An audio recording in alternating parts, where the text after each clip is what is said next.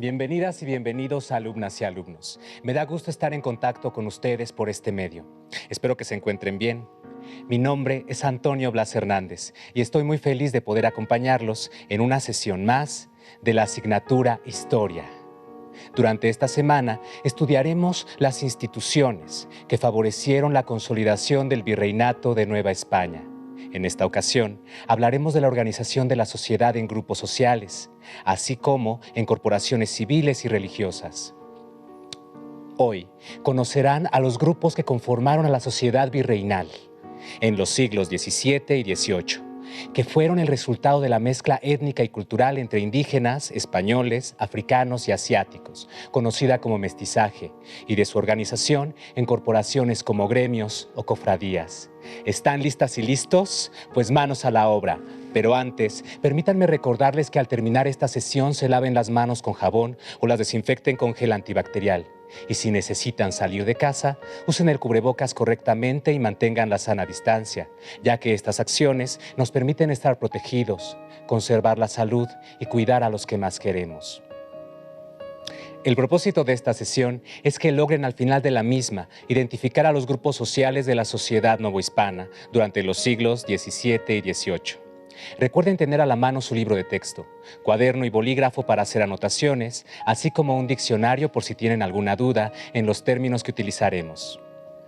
Es muy importante tener fuentes de consulta a la mano para que una vez que termine el programa les ayuden a comprender mejor la información. Para comenzar, acompáñenme a leer el siguiente texto del historiador Enrique Florescano, Ser criollo en la Nueva España.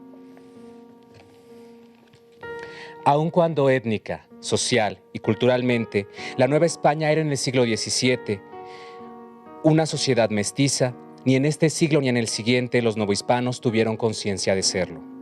Los individuos que componían esta masa multiforme de gente mezclada eran un producto biológico y social tan nuevo y estaban tan absorbidos en sobrevivir y hacerse un lugar en un mundo socialmente polarizado entre blancos e indios que apenas tuvieron fuerzas para afirmar su propia identidad, pero de manera individual o grupal. De todos los grupos humanos que en el siglo XVII participaron en la creación de la nueva configuración social del virreinato, solo el de los criollos generó las condiciones para sentirse y actuar como un sector social, con identidades, formas de vida y aspiraciones comunes. La palabra criollo subrayaba el lugar del nacimiento de la persona y la raza de sus progenitores. Significaba ser nacido en Nueva España de padres españoles o europeos. Los primeros criollos, por la misma razón de que su posición y su prestigio se basaban en las hazañas realizadas por sus padres en las nuevas tierras conquistadas, estaban orgullosos de su ascendencia hispánica. Y como ya lo habían hecho antes, los mismos conquistadores, sus descendientes agregaron a las hazañas conquistadoras de sus padres títulos imaginarios de nobleza, afirmando que procedían de familias españolas antiguas, de buenos y viejos cristianos, o lo que es lo mismo, que eran hidalgos, hijos de alguien que tenía abolengo y estima social en sus antecedentes. Para estos primeros criollos, tanto su persona como su posición social y económica descansaban en el prestigio de ser españoles y de ser descendientes de los conquistadores. Este sustento original del ser criollo entró en crisis cuando la corona atacó el fundamento de su posición económica y social, las encomiendas, e instaló en el virreinato una burocracia de funcionarios españoles que excluyó a los criollos de los puestos directivos. A fines del siglo XVI, el resentimiento criollo por el continuo deterioro de su posición social se expresó en coplas y refranes populares, y en una animosidad acerba contra los gachupines. Los españoles que venían a hacer la América permanecían unos cuantos años en ella y regresaban a España enriquecidos. En 1604, el criollo Baltasar Dorantes de Carranza resumió así el malestar profundo que amargaba el espíritu de sus compatriotas. Viene de España por la mar salobre a nuestro mexicano domicilio un hombre tosco, sin ningún auxilio, de salud falto y de dinero pobre. Y luego, qué caudal y ánimo cobre le aplican en su bárbaro concilio. Otros como él de César y Virgilio le dan coronas de laurel y pobre. Y el otro, que agujetas y alfileres vendía por las calles, ya es un conde en calidad y en cantidad un fúcar. Y abomina después del lugar donde adquirió estimación, gusto y haberes, y tiraba la jávega en Sanlúcar. ¿Saben a qué se refiere el autor cuando nos habla de una sociedad mestiza? También nos habla de los criollos. ¿Recuerdan quiénes eran? ¿Por qué creen que menciona que se generó un resentimiento criollo? Estas y otras respuestas las iremos respondiendo a lo largo de la sesión, así que sigamos adelante. Les invito a prestar atención en la siguiente imagen. ¿Qué observan en ella? ¿Qué creen que represente? ¿Qué diferencias se encuentran entre las personas representadas? ¿Ya conocían este cuadro? Es conocido como cuadro de castas. Fue elaborado en el siglo XVIII por un autor anónimo y actualmente se encuentra en el Museo del Virreinato en Tepotzotlán, Estado de México. Consta de 16 recuadros y en cada uno se representa a un hombre y una mujer con su hijo o hija, que ilustra, según el autor, el mestizaje que se dio entre los diferentes grupos étnicos que vivían en la Nueva España. Español con india, mestizo. Mestizo con española, castizo. Castizo con española, español. Español con mora, mulato. Mulato con española, morisco. Morisco con española, chino. Chino con india, salta atrás. Salta atrás con mulata, lobo. Lobo con china, jíbaro. Jíbaro con mulata, albarazado. Albarazado con negra, cambujo. Cambujo con india, zambaigo. Zambaigo con loba, calpa mulato. Calpa mulato con cambuja, tente en el aire. Tente en el aire con mulata, no te entiendo. No te entiendo con india, toma atrás. Este cuadro muestra información sobre la vida de la sociedad novohispana, la ropa que usaban, lo que comían, los oficios a los que se dedicaban, pero no es un reflejo de la organización de la sociedad. Desde el siglo XVI, la sociedad estaba claramente diferenciada. Existía la República de Indios y la República de Españoles. En este mismo siglo y por diversas causas, llegan a Nueva España, como ya lo vieron en sesiones anteriores, inmigrantes españoles, africanos y asiáticos, que junto con la población indígena conformaban la sociedad novohispana. Los españoles fueron los primeros inmigrantes que comenzaron a llegar de manera voluntaria, con la esperanza de mejorar sus condiciones de vida, establecerse y desarrollar todas las oportunidades que les daban las tierras americanas. En su mayoría, estos migrantes eran hombres y se relacionaron con mujeres, ya fuera con españolas en tierras americanas, indígenas o africanas. Los caciques indígenas habían obtenido una serie de privilegios que algunos de los recién llegados buscaron aprovechar. Al casarse con las hijas de los nobles indígenas, podían asegurar riqueza al tener un matrimonio que les proporcionara mano de obra y extensos territorios, que bajo su control les podían asegurar una vida mucho mejor de la que tenían en España. La llegada de miles de africanos fue en su mayoría como inmigrantes forzados, es decir, como esclavos. Algunos fueron liberados por sus amos y otros huyeron a las cimas de las montañas. Por eso los llamaron cimarrones, como Gaspar Yanga, el cual logró después de varios años de lucha contra las autoridades virreinales que se reconociera no solo su libertad, sino también el territorio autónomo llamado el Pueblo Libre de San Lorenzo de los Negros. Los asiáticos llegaron muchas veces de contrabando en la famosa nao de China. Venían de Filipinas y de la India. En las costas de Acapulco eran vendidos como esclavos a funcionarios y otros personajes que pudieran comprarlos, llegando a ocupar un número importante en la zona centro del país. Otros llegaron de manera voluntaria para emplearse en algún oficio. Por su parte, los indígenas como población originaria siguió siendo el grupo que conformaba la mayoría de la población del Reino de la Nueva España, a pesar de que fueron quienes más resintieron las epidemias en el siglo XVI. La viruela, el sarampión y el tifo habían arrasado con más del 90% de la población indígena. La convivencia de estos cuatro grupos étnicos en Nueva España se va a ir haciendo cada vez más compleja, porque poco a poco, con la mezcla natural entre estos grupos, se empieza a percibir, como menciona la especialista Pilar Gonzalvo, la presencia de grupos sociales intermedios entre españoles e indígenas, españoles y africanos, indígenas y africanos, que definen las características de la sociedad del siglo XVII y XVIII y que se conoce como mestizaje. Veamos el siguiente video llamado De castas y oficios, elaborado por Televisión Educativa. Les sugiero poner especial atención a las características de los grupos que se mencionan. A raíz de la conquista, se creó una nueva organización en la sociedad novohispana. ¿Qué grupos la conformaron? ¿Sabes cómo se organizaron y cómo influyeron en la cultura novohispana? Veámoslo. La población de la Nueva España estaba integrada étnicamente por españoles o peninsulares, criollos, indígenas, africanos, asiáticos, mestizos y castas. Esta división social determinó, en parte, las ocupaciones de la población. Los españoles o peninsulares fueron el grupo más reducido. Algunos formaron parte de la nobleza novohispana y unos cuantos desempeñaron cargos importantes en la administración virreinal. Estos cargos se podían adquirir a través del matrimonio o eran arrendados por la corona española a cambio de un beneficio económico. También había españoles que se dedicaron al comercio o a la ganadería. Otros eran buscadores de oportunidades o fortuna. Por su parte, los criollos, hijos de españoles nacidos en América, podían ocupar cargos públicos pero de menor importancia. Se desempeñaron en la administración eclesiástica, en el comercio y como profesionistas. También ejercieron como sastres, panaderos, carpinteros y zapateros, entre otros oficios. La población mayoritaria en la Nueva España fue la indígena. Al interior de este grupo también había diferencias sociales.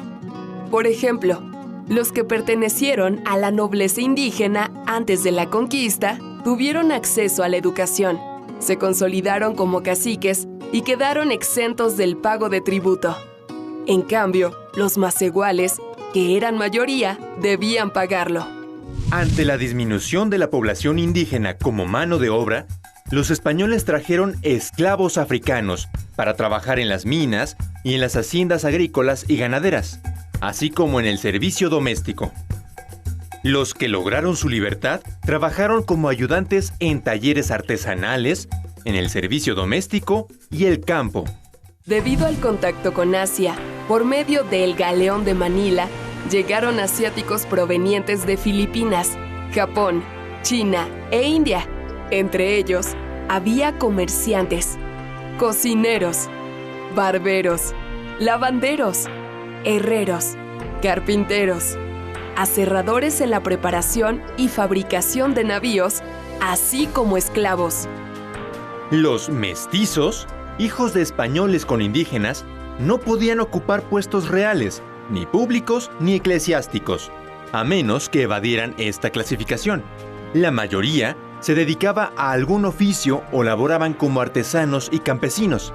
Algunos fueron pequeños propietarios y ocuparon cargos eclesiásticos menores.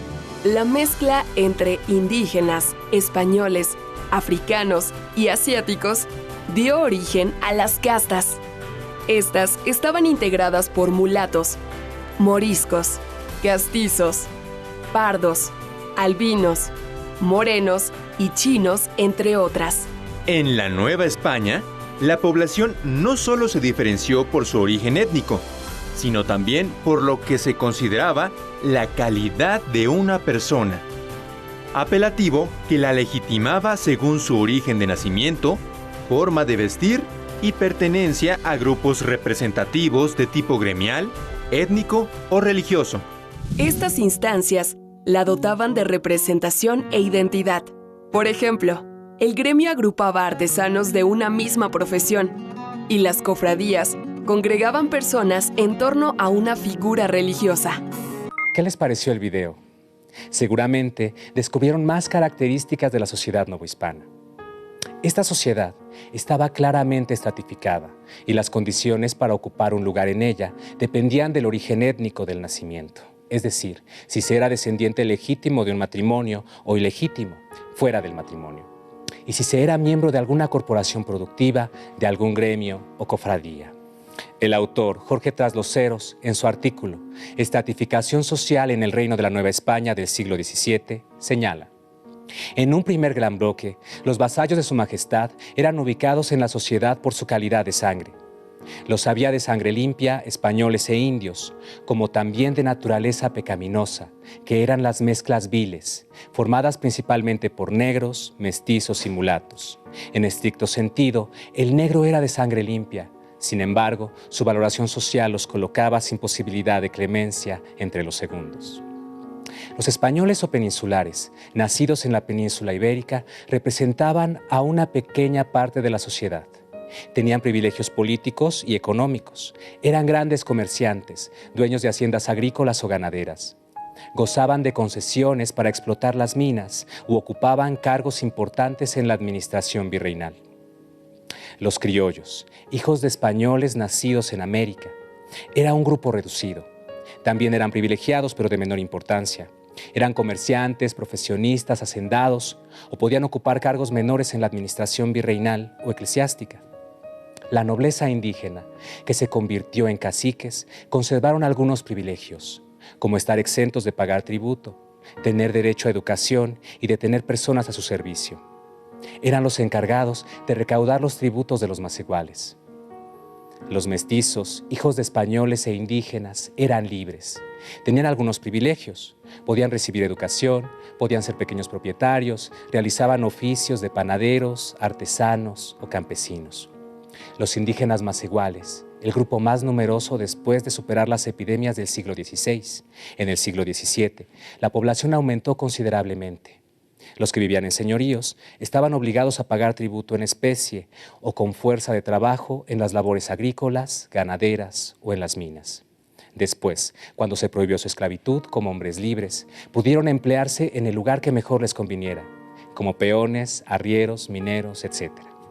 Los africanos también eran un grupo numeroso. Su condición era de esclavos. Se destinaban a trabajar en el servicio doméstico de grandes ciudades y también como mano de obra en minas o haciendas, agrícolas o ganaderas. Los asiáticos eran vendidos como esclavos a funcionarios y otros personajes. Desarrollaron trabajo doméstico o en haciendas. Otros llegaron de manera voluntaria, siendo barberos, cocineros, lavanderos y zapateros principalmente. En cuanto al resto de los grupos, denominados como castas, que representaban una minoría, era muy complicado para ellos encontrar un lugar en la sociedad. Tenían que usar su creatividad para ganarse la vida y realizar otros oficios que no estuvieran reclamados por otros grupos sociales. La tercera condición para ocupar un lugar en la sociedad novohispana era la de pertenecer a alguna o algunas asociaciones civiles, como los gremios, o religiosas, como las cofradías. Para entender mejor el tema de las corporaciones, vamos a ver un fragmento del video La vida económica y política en Nueva España en el siglo XVII. Si entendemos por corporaciones los grupos habitantes que de una forma u otra se juntan para defender intereses comunes, hay corporaciones civiles que son los gremios profesionales.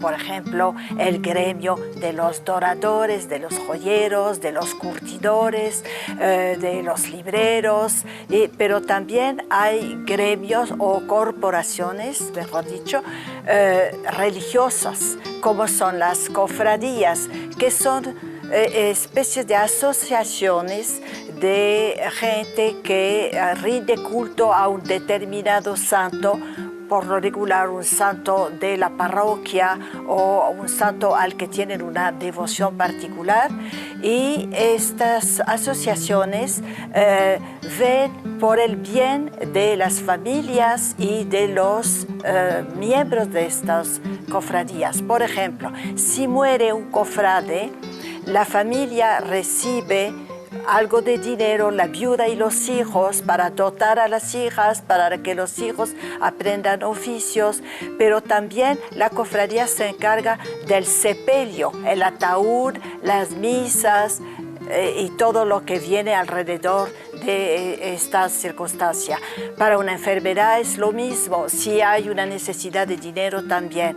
Y la cofradía, por ejemplo, tiene su fiesta cada año a su santo patrón, tiene sus trajes especiales, un altar en una iglesia.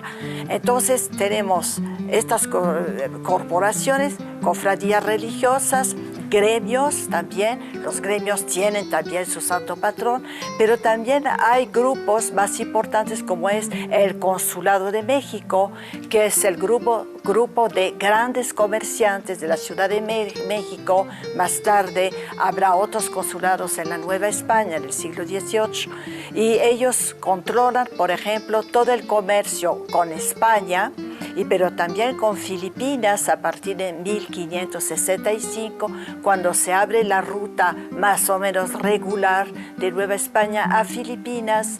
Los comerciantes de la Ciudad de México también son los que monopolizan, si quieren, el tráfico de mercancías que vienen de un lado u otro. Las corporaciones eran asociaciones civiles y eclesiásticas.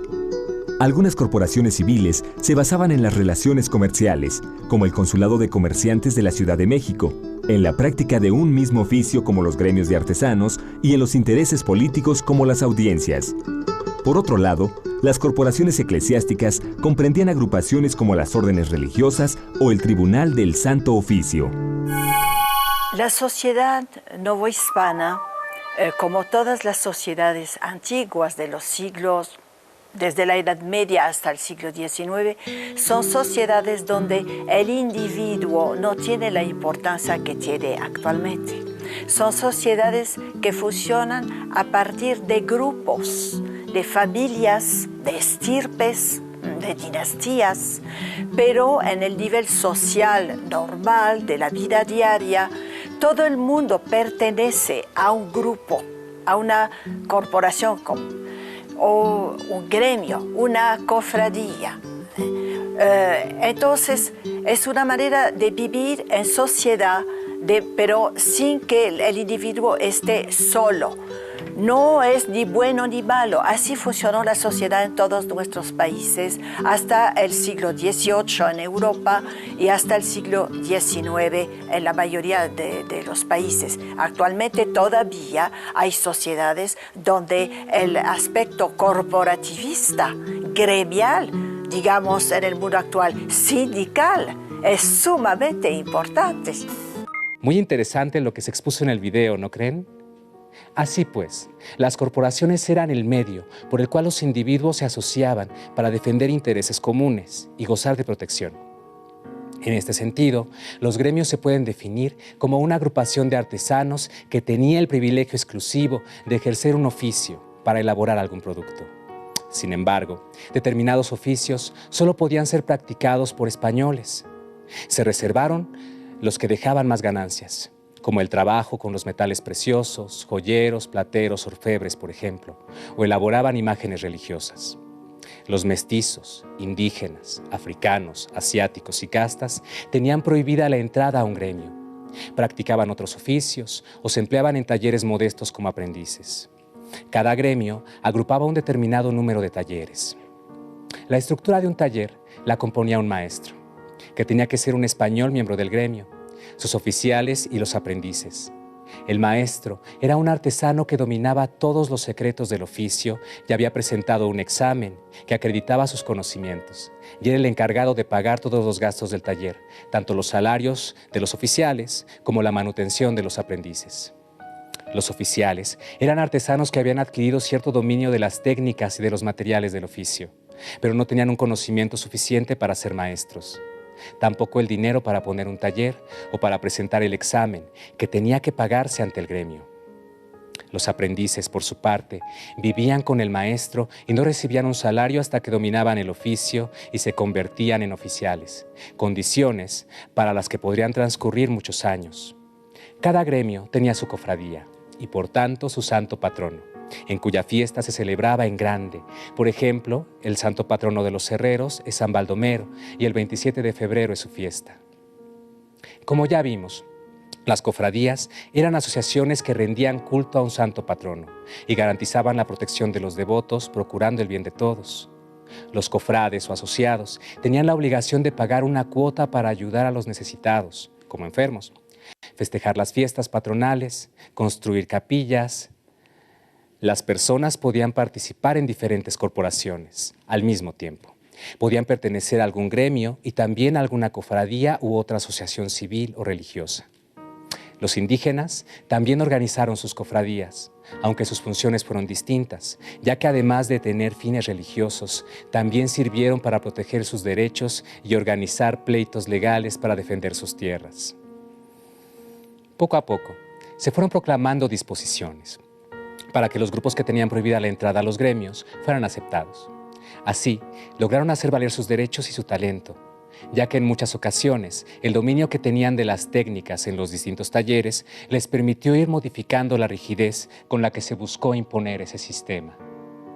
Ahora, les invito a responder conmigo el siguiente ejercicio. Voy a leer cada enunciado y ustedes van a pensar si este es verdadero o falso. ¿Lo intentamos? A ver, primero, todos los españoles eran iguales y ocupaban las posiciones sociales más altas. ¿Esto es verdadero o falso? Y la respuesta es falso, ya que había dos tipos de españoles. Los más beneficiados eran los españoles peninsulares, ya que aquellos españoles que nacían en América, llamados criollos, tenían varias limitaciones. Sobre todo, no podían acceder a los cargos más altos. Vamos al siguiente enunciado. Los indígenas nobles pagaban impuestos y no tuvieron acceso a la educación. ¿Esto es verdadero o falso? También es falso. Los indígenas nobles tenían muchas ventajas, como montar a caballo, usar ropa europea, hablar español y acceder a la educación. Además, estaban exentos de pagar impuestos. El resto de los indígenas tenía la obligación de pagar tributos y otros impuestos a la corona. Todo esto los mantenía viviendo en condiciones difíciles. Y finalmente, ¿un gremio era una asociación religiosa que se dedicaba a proteger a sus miembros? ¿Esto es verdadero o falso? Si tu respuesta es verdadero, déjame felicitarte, pero aclararte que estás equivocado, porque la respuesta es falso. Un gremio era una agrupación de artesanos que tenía el privilegio exclusivo de ejercer un oficio para elaborar algún producto. Se acerca el final de nuestro programa. Como revisamos, durante el siglo XVI llegaron varios grupos de inmigrantes españoles que venían a buscar riqueza y aventuras, africanos en calidad de esclavos y asiáticos, muchas veces como esclavos y sujetos a un régimen colonial que los colocaba aparte de los indígenas y españoles. También revisamos que en la mezcla étnica y cultural entre estos grupos surgieron una gran diversidad de grupos intermedios, cuyo proceso es conocido como mestizaje. Recordarán que había 3 condiciones para ocupar un lugar en la sociedad novohispana: el origen étnico, el nacimiento y si se era miembro de alguna corporación productiva, gremio o cofradía, siendo los españoles peninsulares los más privilegiados, en contraste con los grupos conocidos como castas. Además, vimos que los indígenas representaban a la mayoría de la población novohispana, pero su condición no mejoró mucho a pesar de las leyes que se promulgaron para su protección y defensa. Aunque con la posibilidad de pertenecer a una o varias corporaciones, lograron hacer valer sus derechos y su talento, ya que en muchas ocasiones el dominio que tenían de las técnicas en los distintos talleres les permitió ir modificando la rigidez con la que se buscó imponer ese sistema. Y ya para el siglo XIX, muchas posiciones que se les había negado al interior de los gremios podían ocuparlas sin ningún problema. Ahora, me gustaría proponerles un reto.